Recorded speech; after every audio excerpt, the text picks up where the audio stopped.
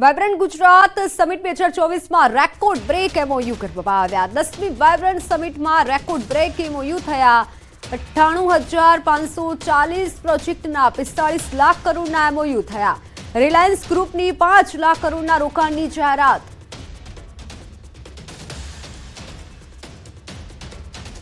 તો vibrant Gujarat summit 2024 record break MOU કરવામાં આવ્યા છે। 10મી વાયબ્રન્ટ સમિટમાં રેકોર્ડ બ્રેક એમઓયુ થયા।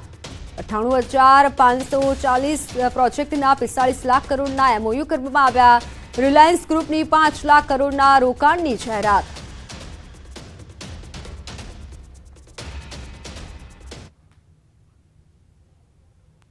ઉત્તરાયણને હવે ગણતરીના દિવસો બાકી રહ્યા છે, ત્યારે બજારમાં લોકો ખરીદી કરવા માટે ઉમટી રહ્યા છે। શ્રી રામ ભગવાન અયોધ્યામાં બિરાજવાના હોવાથી આ વર્ષની ઉત્તરાયણમાં બેવડો ઉત્સાહ જોવા મળી રહ્યો છે। ત્યારે આ વખતે મોદી યોગીની પતંગની માર્કેટમાં ધૂમ માંગ જોવા મળી રહી છે। મોરબીની રઘુવીર સેના સાર્વજનિક ટ્રસ્ટ સંસ્થા દ્વારા દર વર્ષે રાહત દરે ઊંધિયાનું વિતરણ કરવામાં આવે છે। હજી ઉત્તરાયણને 2 દિવસ બાકી છે, ત્યારે અત્યારથી જ ઘણા ઓર્ડર પણ આવી ચૂક્યા છે અને ઊંધિયું, ચિક્કી સહિત વિવિધ સ્વાદો સાથે લોકોમાં ઉત્તરાયણને લઈને ઉત્સાહ જોવા મળી રહ્યો છે।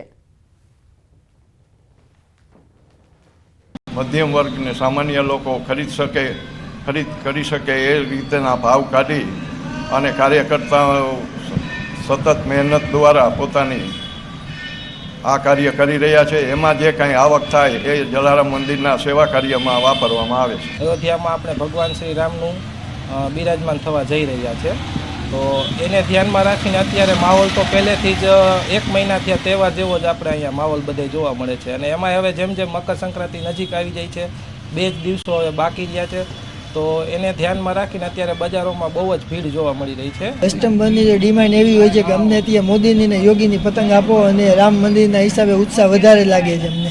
છોટા ભીમ ને મોટું પતલું આ બધી પતંગ વધારે અત્યારે ચાલે છે, અને ગ્રાહકમાં એક ધારો ઉત્સાહ છે કે રામ મંદિરને આ વખતે એમ થાય પતંગથી આવરી લેવું, એવી લોકોની ધારણા છે બધાની। તો આજના સમયમાં બાળકો મોબાઈલમાં રચ્યા પચ્યા રહે છે। પહેલા રમાતી જૂની રમતોથી તેઓ જાણે કે વાકેફ જ નથી। ત્યારે હિંમતનગરના હડિયોલ ગામમાં આવેલા નાચિકેત વિદ્યાલય દ્વારા એક નવો પ્રયત્ન કરાયો। સ્વામી વિવેકાનંદની જન્મ જયંતિ નિમિત્તે રાષ્ટ્રીય યુવા દિવસ નિમિત્તે શાળાઓમાં પારંપરિક રમતગમતનું આયોજન કરાયું। 2 દિવસીય રમતોત્સવમાં જૂની રમતો જેવી કે લીંબુ ચમચી, બ્લોક સેટ, લોટ ફૂંકણી, ખોખો, સંગીત ખુરશી, ફુગ્ગા ફોડ જેવી રમતોનું આયોજન કરાયું। આજના ડિજિટલ યુગમાં મોબાઈલને લઈને જૂની રમતોને લઈને હાલ પૂરો દિવસે દિવસે જૂની રમતો ભૂલાઈ રહી છે। ત્યારે યુવા દિવસ નિમિત્તે આ વિદ્યાલયમાં પારંપરિક રમતો રમાડી બાળકોનું મનોબળ વધારવામાં આવી રહ્યું છે। હાલ જે વિદ્યાર્થીઓ છે તે જોઈએ તો મોબાઈલ ગેમ અથવા તો લેપટોપની અંદર બેસીને રમવાની ગેમો છે એ તરફ વધારે પ્રેરાય છે। એની જગ્યાએ જૂની જે આપણી ભૂલાઈ ગયેલી રમતો છે, જેવી કે લીંબુ ચમચી, લોટ ફૂંકણી, ફુગ્ગા ફોડ, આવી નાની નાની રમતો પણ તેની અંદર બાળકોનું શારીરિક કસરત થઈ શકે એ રીતની રમતોનું આયોજન આજથી લઈ અને 2 દિવસ માટે અમે કરેલું છે। અહીંયા હું આજે શ્રી સ્વામી વિવેકાનંદની જન્મજયંતિ દિવસે અમારા સ્કૂલની અંદર 2 દિવસનું આયોજન રાખેલું છે। 12 જાન્યુઆરી, 13 જાન્યુઆરી 2024નું અને સ્પોર્ટ ડેનું આયોજન કરેલું છે। અત્યાર સુધી અમે લેપટોપમાં તથા મોબાઈલમાં ગેમો રમતા હતા, પણ આજે અમારા સ્કૂલમાં સ્પોર્ટ ડેનું આયોજન કરવામાં આવ્યું। આજે અમે લોટ ફૂંકણી, બ્લોક વોક જેવી રમતો રમ્યા। ગોંડલ તાલુકાના ધોળશિયા ગામે ભાદર નદીમાં જોવા મળ્યો મગર। ભાદર નદીના દેવળકા વિસ્તારમાં મગર આવી ચડ્યો। નદી કાંઠાના ખેતર નજીકના વિસ્તારમાં મગર આવી ચડતા ખેડૂતોમાં ભયનો માહોલ સર્જાયો। ગોંડલ ફોરેસ્ટ વિભાગના કર્મચારીઓએ ઘટના સ્થળે દોડી આવી મગરના રેસ્ક્યુની તપાસ હાથ ધરી છે।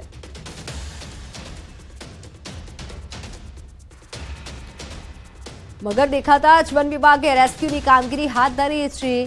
અને આ સાથે ગોંડલમાં ધોળશિયા ગામે ભાદર નદીમાં મગર જોવા મળ્યો છે। દ્રશ્યો પણ સામે આવ્યા છે મગરના।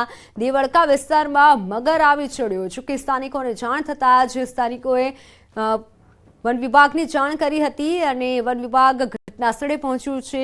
મગરની રેસ્ક્યુ કરવાની કામગીરી હાથ ધરાઈ છે।